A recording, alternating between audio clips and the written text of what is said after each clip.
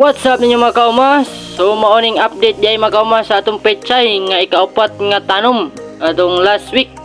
So mao ni mga kaumas, daliran na nagko mga kaumas kay amo na siya hinubigan. So green na gyud siya mga kaumas, maklaro na gyud siya nga pechay na gyud. So mao ni sa resulta mga kaumas. Pag ulan-ulan daliran na nagko mga kaumas. So wala kayo ko naka-update niyo mga kaumas kay na busy mi diri. Sa pag-abono hinubig ug sa uban pa naghinlop media para sunod cropping na sad nag-ready mi daan. So mao ra gyapon tong pamaagi mga kauma sa paghinubig ni. Sagulan nga po naman siya og bioorganic ug urea. So mao siya resulta mga kauma. So amo na sa ni siyang nadairekan og abono mga kauma sa 2100. So mao ni siya nga ni sutoy gid siya kadagko mga kauma. Nya sige pag ulan-ulan mga kauma, so dali ra siya na nagko mga kauma. So target naman ni nga ma-harvest mga kauma is next month karong sunod bulan sa July. Mga second week sa July mga kauma maka-harvest sa tani.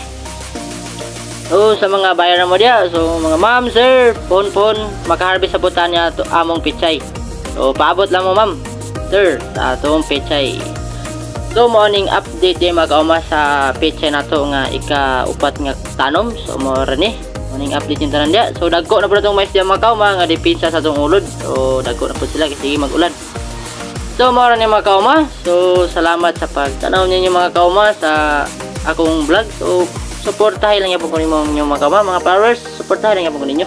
So daghang salamat ninyong tanan mga kauma. Mara niya akong update sa among uma. Bye bye.